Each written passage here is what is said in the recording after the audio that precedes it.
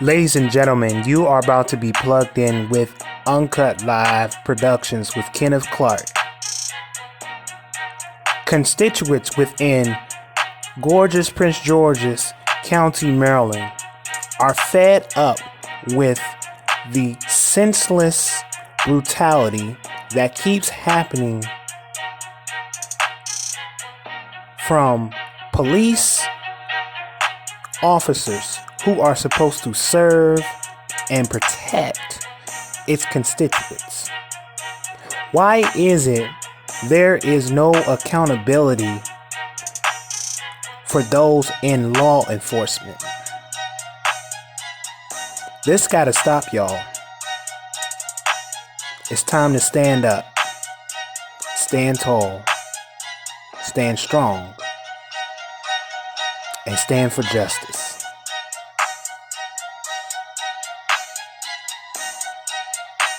We got to fight back! Racism is! We got to fight back! Racism is! We got to fight back! Fight back! Fight back! Fight back! Fight back! Fight back! Fight back! Fight back! Fight back! Fight back! Fight back! Fight back! Yeah! Yeah. Okay, all right. Great energy. Awesome energy. Everybody all right? Again, join the organization. You gotta remember the organization. Join the organization. If you need to hydrate, we got some liquids over here, okay? And this is gonna be a strong day for us. We're getting energized for a long, enduring, eternal struggle. Are y'all with me? We know this. Honk if you can hear us. Honk if you can hear us. All right, honk for the struggle. Honk for the struggle. Honk for the struggle. There you go. This is concerned mothers. This is community justice. All right, honk for the struggle. Honk for the struggle. All right, awesome. We're going to pause for just a second. Because I see the energy went that way. That's all right. Keep going. Honk for the struggle. Honk for the struggle. All right. I didn't know the crowd was going to move. But that's awesome, though. That's awesome because you got to have that energy. You got to have that energy in order to carry it forth. I mean, we know that we're just not struggling in the meantime or for a short time. You know, there are people out here who have been struggling in this movement now for decades, literally, for decades. There's a generation of people, if you say the name Terrence Johnson, long live his spirit. That comes from a generation of people where I wasn't even around. That was in the late 1970s. Who was around for Terrence Johnson? All right, I wasn't here, so thank y'all for holding it down. Yeah, come on, Derek, teach on that. Teach on that. But if you say the name Terrence Johnson, if you say the name Archie Elliott, Gary Hopkins, Prince Jones, Desmond Ray, you say those names, it's a generational connection through the generation that connects survivors and strugglers and movement, right? So in that spirit, y'all coming back towards me? All right, come on. In that spirit, we want to hear from some matriarchs. Again, as I say, our movement stands on the shoulders of our sisters, of our mothers, of our aunts, of our grandmothers. They literally killed the daddies and they chased the mothers. That's the community we live in the United States of America, particularly in the belly of the black community. They literally, you heard the last words that came out of George Floyd's mouth, and it was earth-shaking because all of us know what that is. All of us know it, and nobody else got your back. Your mama is the last one that will stand for you. I can testify. How many brothers out here can testify to that? Absolutely. When nobody else got you, mama got you. Mama, that was the last words that came out of our brother's mouth. His crying plea was for his mother. And it's in that spirit that I bring up this mother that I met in the early 2000s. I met this mother. We were at the Greenbelt Courthouse together, in fact, in 2000 there, the Stephanie Moore case. We were there with her in 2001 outside that courthouse. And when you get involved in the struggle, understand that the more you struggle, the more you know. There's no other education like observation and participation. along with the lived experience. It was through this case that I got my education in my early 20s about the relationship between police officers and judges. Because in that trial, that officer opted not to have a jury trial. Now you think about this, if you and I were going to trial, you would want a jury of your peers, would you not? If you were going to trial, not only would you want a jury of your peers, you want an attorney to fight for folks on that jury that are close in alignment to your thinking, your worldview. That officer that killed Gary Hopkins didn't want that. He waived his right to a jury trial. He chose a judge-only trial and was acquitted of murdering Gary Hopkins. But you may be able, you can murder a fighter, but you can't murder the fight. And what they ignited in this system was not only a struggle and a fighter, they ignited an organizer. They ignited a leader. And everywhere she goes, you see her posse. That's her posse right there. She has her posse. I love this sister. She's a mother to me and an auntie. Come here, auntie. Marion Hopkins. Give her a strong moving hand like you really mean it. Like you really mean it. Give her a strong moving hand. Executive Director and President of Coalition of Concerned Mothers, Marion Gray Hopkins. Thank you so much. I'm going to ask the Coalition of Concerned Mothers that are here if they would please come and stand with me. Thank you. Good afternoon, everyone, and thank you, Tracy Shan, for putting this event on, and thank you to the ACLU and all the other fellow organizations that are also here with me. As Jonathan mentioned, my name is Marion Gray Hopkins. I am the Executive Director and the founder of the Coalition of Concerned Mothers. It's a Black-led organization of mothers who have unfortunately lost their children to police terror and community violence. Our mission is to support families as they journey from their tragedy to their healing, to their justice, and to hopefully reform. We work collectively and collaboratively with families, our allies, and partner organizations to identify, create, and demand change that's needed to stop the senseless killing, white supremacy, and systemic racism. Many of those same changes are still needed and are outlined in the demands, many of which you have already heard about, so I won't go into those. But most importantly, I am the mother and now the voice of my son, Gary Hopkins Jr., who was my youngest before. Many times, you all know from the stories, they begin to demonize and victimize our loved ones. And so we are left to humanize them. So before I even get started, I wanted to humanize Gary and share Gary with you. Gary was my youngest of four. He was a brother. He was an uncle, a nephew, a cousin, and a friend to many. He was just an overall great human being. Gary loved to write. He loved to dance. He was a jokester. He was an aspiring rapper. He loved the supermodel Tyra Banks. Her picture plastered all over his wall in his bedroom. He loved the trolls that are still today very, very liked. He loved his Aunt Kate's snickerdoodle cookies, and his Aunt Kate is here today. He loved my homemade goulash, which is really beefaroni, and he used to crush the nacho cheese chips up in it, making it look, extremely nasty, but he said it was good. Again, Gary was just loved by all. He was a mentor to his peer group. He was very protective of his sisters who were older than he, but they are also here, Lily and Tasha. And he loved his big brother, who is somewhere here, probably standing behind me, his big brother, Tony. And they all loved him. He was annoying, but they loved him.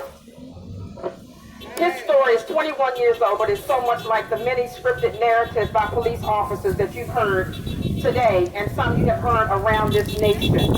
Let's be clear. Again, let's be clear. We have George Floyd, Breonna Taylor, Michael Brown, Eric Garner, Jacob Blakes that are right here in the DMV, and more specifically, right here in Prince George's County, Maryland. At the time of Gary's death, he was 19 years old and he was a junior in college. He was a full-time student majoring in mass communications with a business minor. He also worked a part-time job at a local nursing home because he said he loved to talk to the elderly. They were very, very wise, and so was he. On November 7, 1999, Gary was murdered by two Prince George's County police officers, and I'm calling their names out. Brian Catlett and Devin White, following his attendance at a dance at a local fire station in Lanham, Maryland. Gary that night, as I mentioned, he was a peer to his mentors. One of his friends got into a verbal altercation that night, and Gary, being the peacemaker, broke up the fight. They were headed home that night. They wanted to leave the fire station. There were two exits, one on the left, and there was one on the right. Gary gathered all of his friends and attended that event that night. But let me just step back for just a minute, because people say, he was at an event, he was at a dance. Yes, he had the right to be at that dance. Our loved ones are being killed while they go to a dance, when they walk, when they talk, when they drive. And so Gary had every right to be at that dance that night.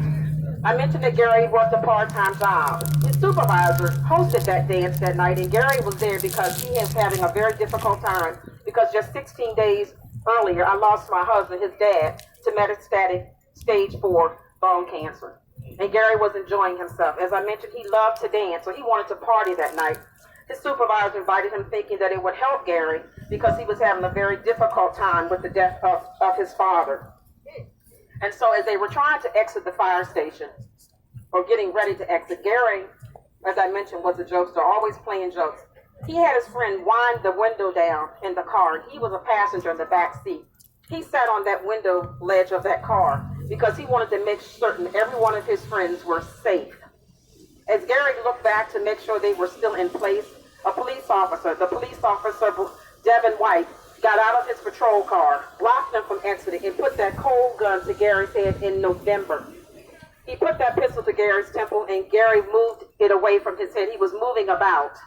I can only imagine and see Gary then. Like, this dude, you gotta be crazy. So he's moving his head and he's moving that gun away. When that officer pulled Gary off the ledge of the car by the collar of his shirt, and Gary stumbled backwards, and the second officer, who was moonlighting, doing off-duty security at the event that night, shot Gary in his chest. And that's when the cover-up began. There was no support to Gary. He was at the fire station where they're paramedics. But there was no help given to Gary. Gary was actually taken from the arms of his girlfriend and drugged to the side of the road. Gary was taken to a hospital that was directly across the street from where this tragedy occurred.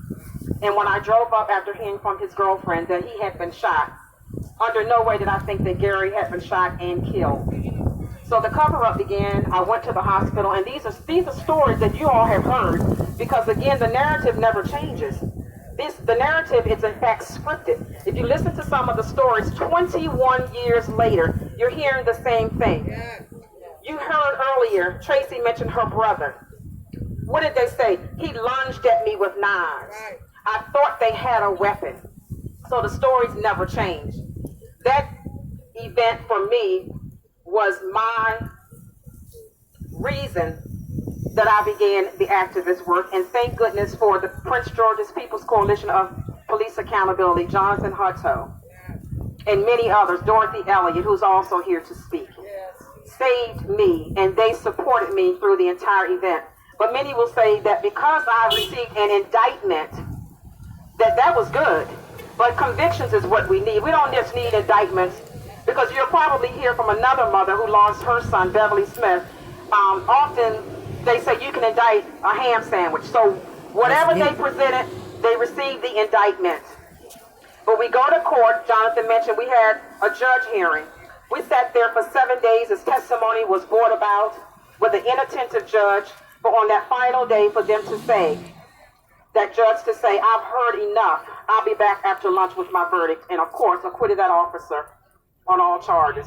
That non-conviction, again, catapulted me to be standing here today with these mothers. And these are mothers. We're talking about Maryland today and the DMV, but I want to tell you, I've traveled across this nation and abroad. And we know that people of color are disproportionately murdered by police. This issue cannot, and read my lips, cannot be fixed individually or independently. We have to work together. We need to unify, truly unify, unite in solidarity to say we've had enough. Because we as the people have the power to change this. But again, and I'm happy, unfortunately, the death of George Floyd, but it outraged many across this nation, across this country and abroad to say, we've had it. And so you all have heard much about the demands that we have outlaid. And then we're not asking them. It's to the point we have to demand change. You can't ask for it. But we cannot do it alone. We need everybody to tell 5 people, and so they tell 5 people, and we all come standing united as one. There is no opportunity for them to say no. So I ask you today, I want to end with this. My son was very, very wise, and he said in one of his last final essays, it takes a village. Gary was so right. It takes a village. Will you be a part of the village? Will you be a part of the village? Then we can demand and we will get change. Thank you. Thank you, everybody. Thank you for coming out. Thank you for being here on my fight against the police, against Prince George's County Police Department, governors, executives, senators, everyone that stands in the office that's not doing us any justice. Thank you for joining with me to fight today. Thank you for joining with me to get the word out. Thank you for coming out of your beds, out and close to your family, just to come out here, hold up signs, pass out flyers, to educate our people in Prince George's County, Maryland. We got Baltimore coming down for support. We got Montgomery coming down to support, because we are all in the same fight, and we will not stop fighting. And they must know that. So to start off today, I want to say something. For those that don't know my brother, his name was Leonard Celestalot Shan. My brother was killed on September 26, 2019. My brother was stabbed and put into the hospital and charged with false charges in April of 2018. Officer Whiting committed that crime. A year later, they came back and they killed my brother. They shot him up over 44 times. They fired off at him. They handcuffed him and gave him CPR with his hands behind his back. Anybody out here has CPR training. Don't they say you're supposed to have them flat on the ground to give CPR? How are you giving CPR to a man you done shut up? How are you giving him CPR with his hands latched behind his back? You cannot do that. But you did not get indicted. They said no, they were not going to indict you. And then on top of that, while you were being investigated, Officer Alsabrook, no, it wasn't Alsabrook, Ahmad Awad decided she want to put officers back out in the streets. Now tell me something. If I go out here and I commit a crime and I get banned from Maryland and I gotta work in Maryland, can I come to Maryland and work? And I banned? And I stopped because I'm under investigation? I got a criminal case going on? So how the hell the police get to do it? I don't understand that. How you get to do that? When you go and file a complaint in Hyattsville, you know what they tell you? The case was not indicted. So we won't be investigating into your case to take it on personal levels. You got me? So now you're telling me that you don't give a fuck. Excuse my language for all the kids out here. Hey, You got me? tell the truth. You're telling me you don't care. So how am I supposed to show you? How am I supposed to trust you? Can I trust you? That's the question. You sit there and you tell me We're gonna do this for you when you want to get elected. But then when you get elected, when you get into office, you stab me in my back.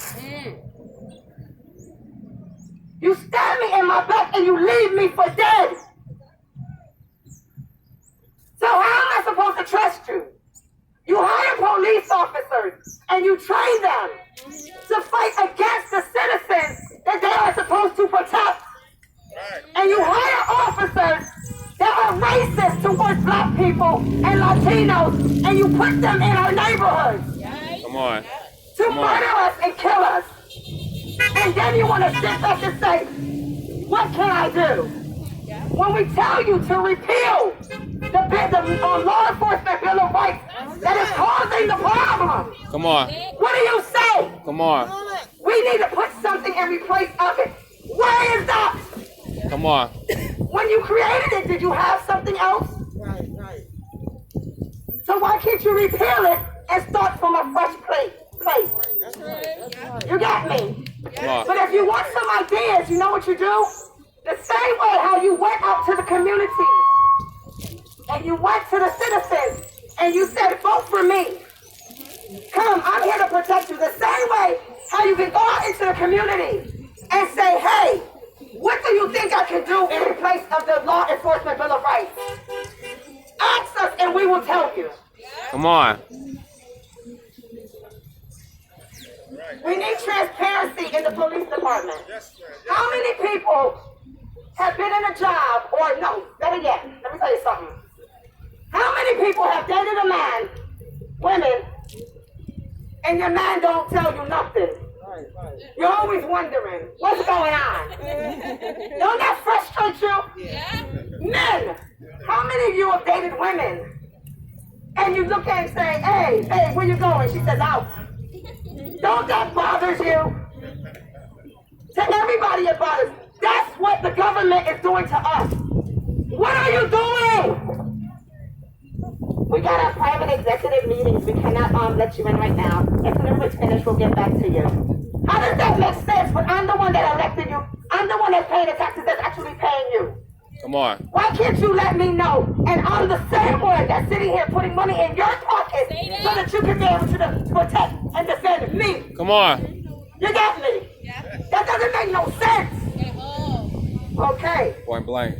So now when we sit here and we say we do not need officers protecting other officers, that's the law enforcement bill of rights, right? Come on. We don't want officers protecting other officers. When we go into the grand jury, and this is going to be my closing out argument, and I just want you to think about this. There's something I thought about. When you have the grand jury, think about it. When you catch a charge as regular citizens, and you got to go up against the jury, don't you have your lawyer there, and then you have the DA there, and then they have to present your case, and they have to let them think about it and weigh the pros and the cons of that case before they convict or not convict you, right? Right. So how is it that the grand jury is only able to hear the arguments of one side and make a decision on if somebody did or did something wrong when they don't have the full story? Come on. Come on. You got me? They're getting one side of version of it. You got me? How does that make sense? I'm not understanding. If that's the case, right? Then I need to quit my job and I need to become a police officer. I need to be a governor. I need to be a senator. I need to be a freaking president. That I can do whatever I want to do and not have no consequences. Because that's the best life to live. You get me? Yeah, he got you. So we have to change these laws. And it doesn't start with, one person, two person. We need all of Prince George's County. We need all of Maryland. We need all of Baltimore. We need everybody to step up and change these laws. And once we get Maryland fixed, different counties, districts, cities, then we will jump and attack New York, Connecticut, Jersey, Pennsylvania, California, Georgia. We will come for you. We gotta start one step at a time. One step at a time. And I'm tired of people coming and saying, we've been fighting for years. We should not be fighting for years on the same issues. So that tells me you are not dumb. You are purposely playing with my intelligence. Speak your piece, queen. You get me? Yes. Okay. So as long as we understand, we will stand out here and we will show our side and we will march and we will do what we have to do. Pass our flyers to let everybody know we are not just fighting for ourselves, we are fighting for you. Because you are affected too. They will come for you in your taxes and everything that they can to tear you down. They will kill your kids in the street. So we're not just fighting for us that has already lost loved ones. We're fighting for you because we do not want to see it happen to you because we actually do care. Thank you.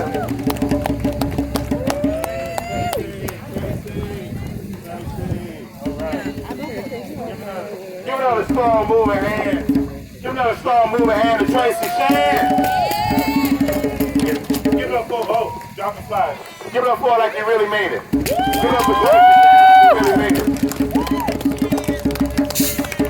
What you heard there is righteous, working class black anger.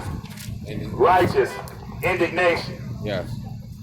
Righteous and constructive. Righteous and conscious. Righteous coming from the depths of our experience. Coming from the depths of our experience here in Prince George's County, which is a microcosm of our experience here in these United States.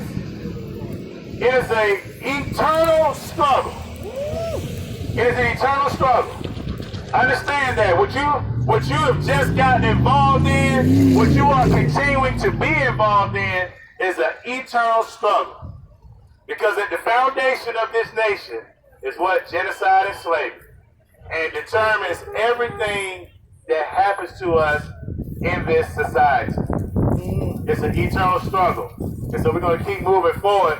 I'm looking for my speaker list, but I don't think I need it, but someone's going to bring it up for me. It's right on this clipboard. But again, the purpose of this is to rejuvenate ourselves and to motivate ourselves for struggle. And we have to be organized in order to do that. So we have to be part of organizations. We have to build an organization. And so I'm going to bring up a sister here who is also organized and labored strong and long and hard, has put a lot of energy into this, not just in Prince George's County, but simultaneously in Montgomery County today. There's also a rally like this taking place. And she's coordinating statewide. When you talk about the law enforcement officers' Bill of Rights, that is a statewide law. Draconian at its core. One of the first. 1974. So Sister Yannette, the ACLU, is going to come and give us some information and also some inspiration. But most importantly, information that we need going forward to next week, going forward to Annapolis and beyond. Sister Yannette, thank you so much.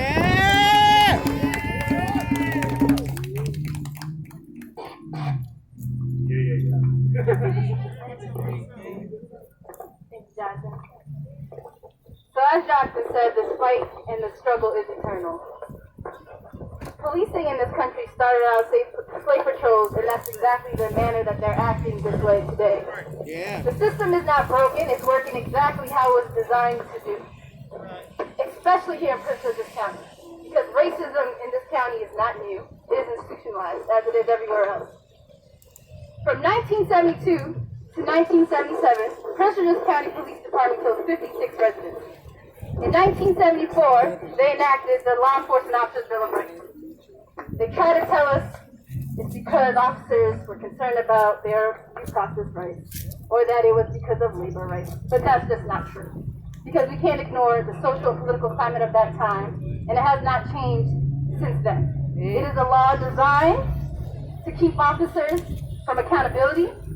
It allows officers to only investigate other officers. It gives them special due process rights, like 5 days before they have to give a statement. It allows them to get their misconduct records expunged after 3 years. It's ridiculous. No other government, no other state employee has these rights, and neither should the same group of people who have the ability to take your civil rights, civil liberties, and deny you of your life and take it away. which is why they need to be held to an additional higher standard than any of us. Because if I get pulled over for a speeding ticket, it's up on case search. But if an officer kills somebody, brutalizes somebody, we don't know. And the Maryland Public Information Act is another hinder to progress or any accountability or transparency.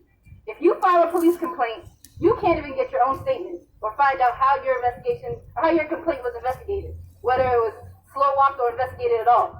They just tell you we did our job.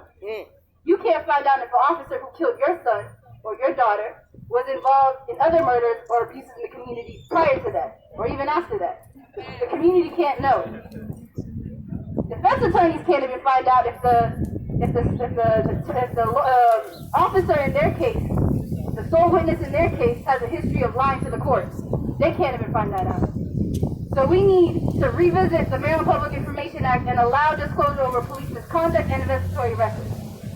We need to take police officers out of our schools because they don't belong in our schools. Say it again. It's a direct pipeline to the prison. Absolutely. That is exactly how it's being orchestrated. That's how it's functioning right now. There is no research, no data to prove that having an officer in your school will reduce the likelihood of a school shooting happening. That's right. But Come we on. do know, and we do have data that shows that it's funneling children into schools through the pipeline. Right.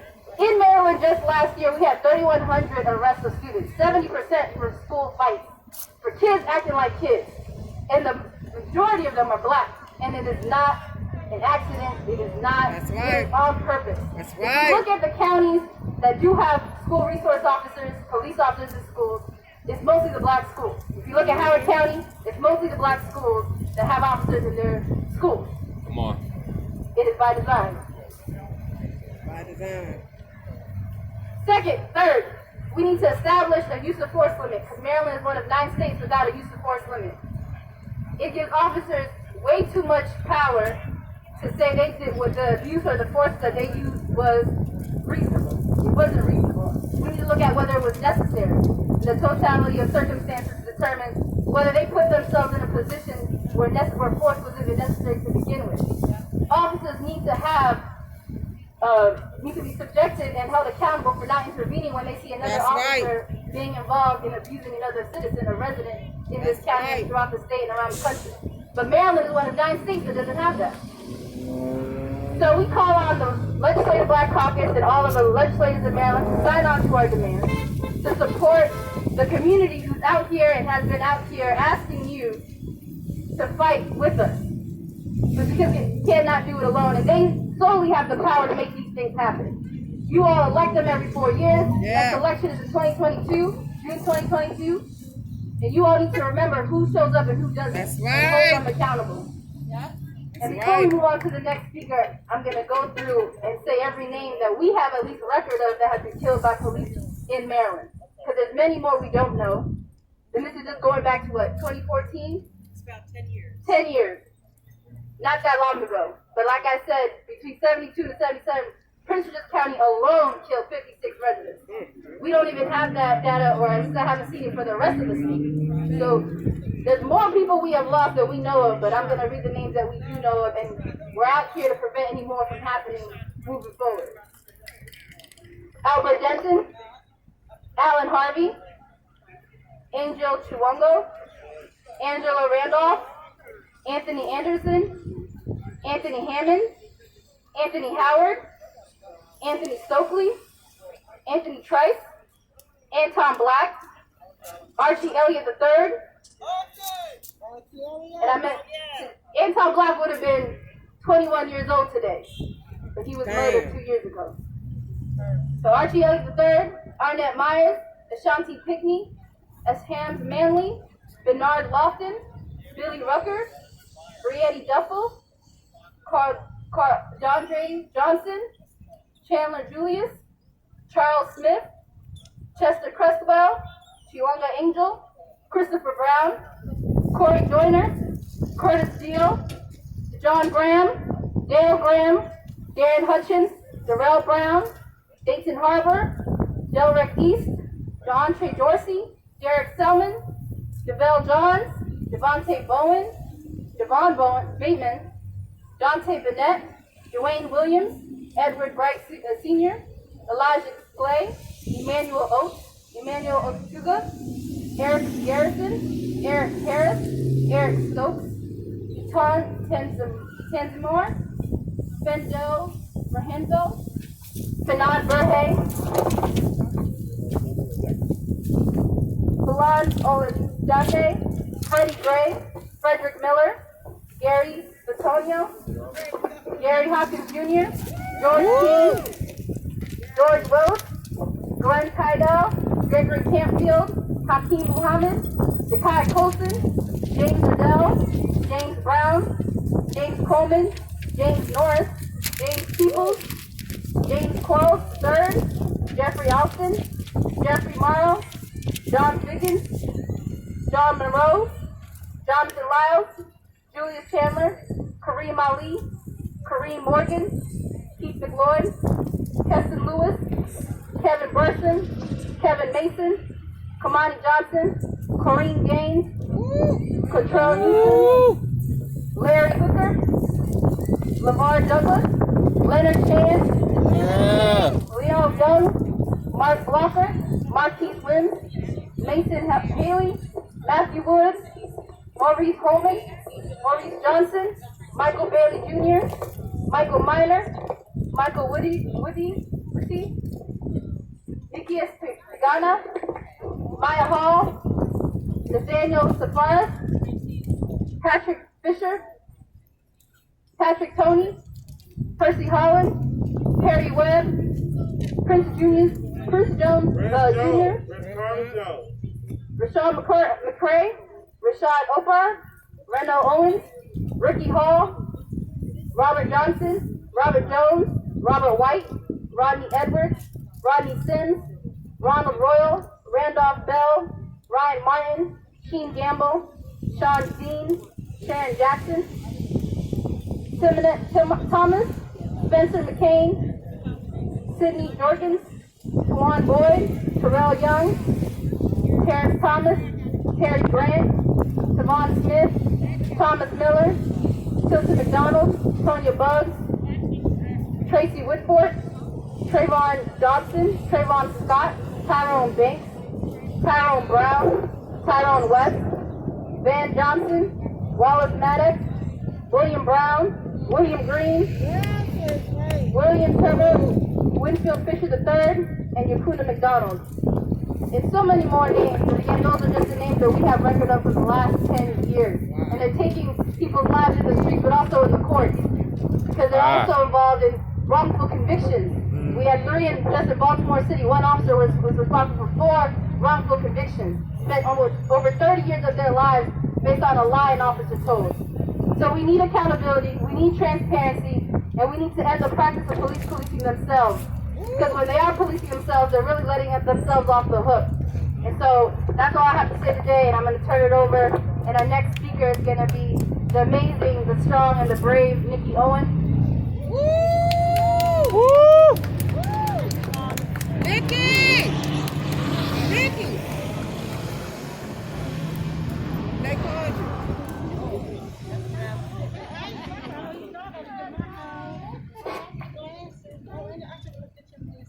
Nikki!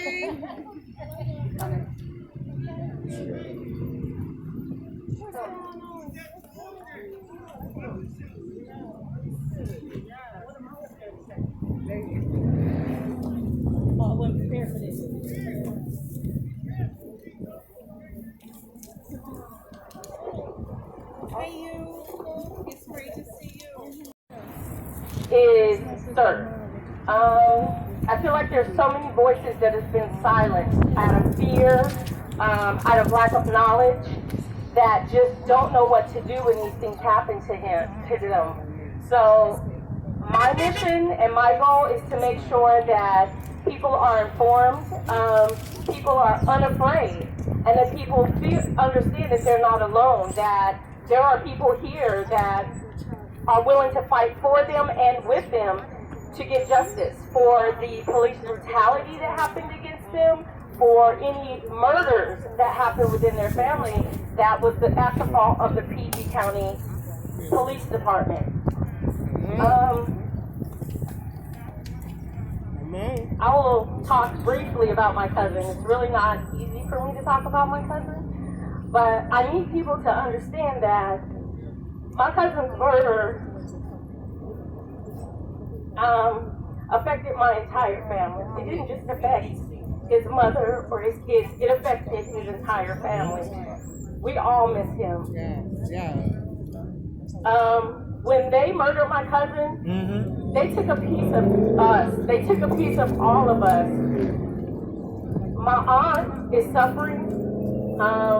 That's what people don't see. They don't see the pain that this caused. They don't see the hurt that this caused. They don't see the damage that this causes to people's family.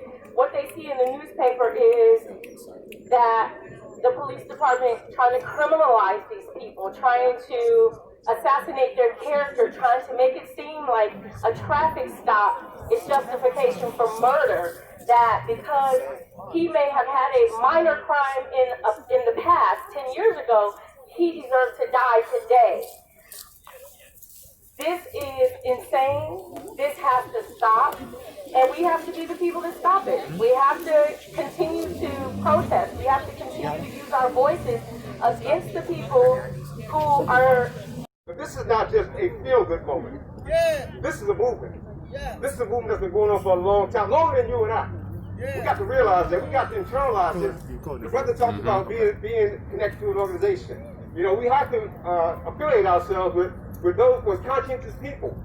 You know, and an organization like this brother runs here, the People's Coalition of Prince George's County, I encourage all of you to be a part of it. Because when you're with like-minded people, you begin to do conscious things to make change. Does that make sense? Does it make sense?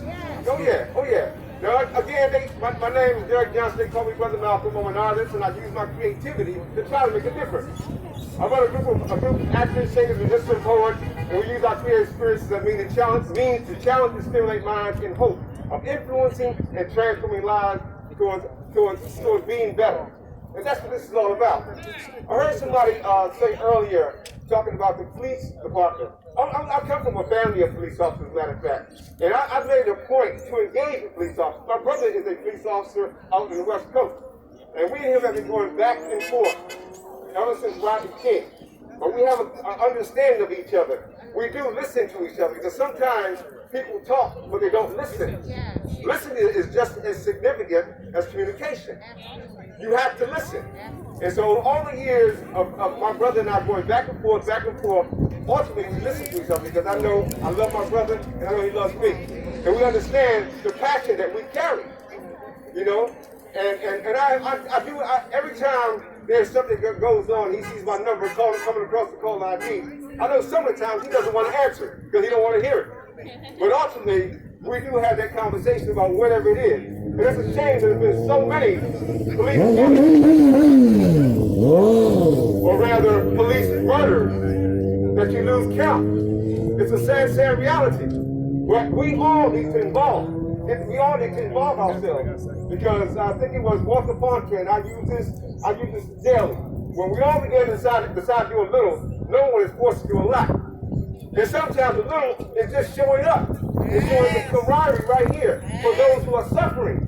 Because right now, there are far too many mothers, families, communities crying for unjust police officers. There needs to be a change. And we need to let our voices be heard. And know that we do matter. Because the reality of it is, ever since we were born here as slaves, America has shown us that we don't matter.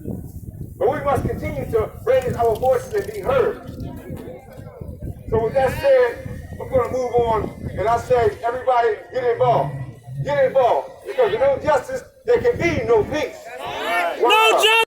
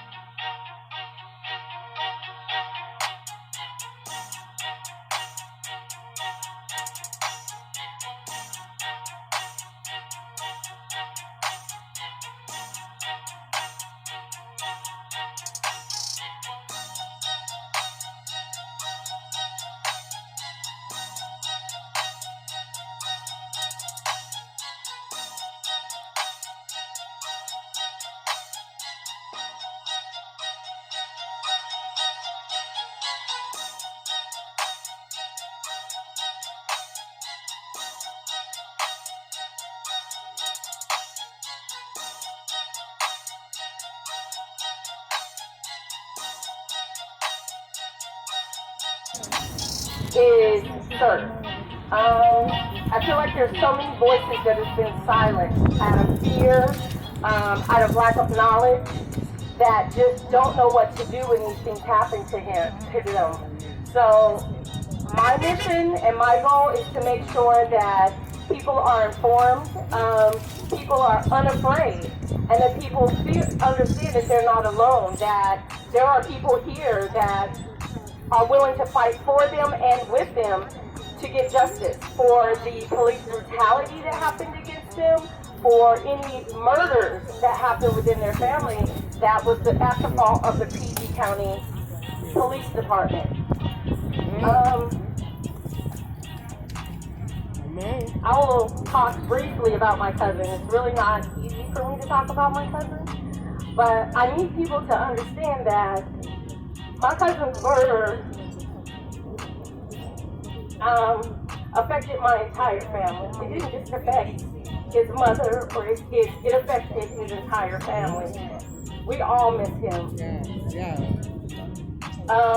When they murdered my cousin, they took a piece of us. They took a piece of all of us. My aunt is suffering. That's what people don't see. They don't see the pain that this caused. They don't see the hurt that this caused. They don't see the damage that this causes to people's family. What they see in the newspaper is that the police department trying to criminalize these people, trying to assassinate their character, trying to make it seem like a traffic stop is justification for murder, that because he may have had a minor crime in the past, 10 years ago, he deserves to die today. This is insane. This has to stop. And we have to be the people that stop it. We have to continue to protest. We have to continue to use our voices against the people who are...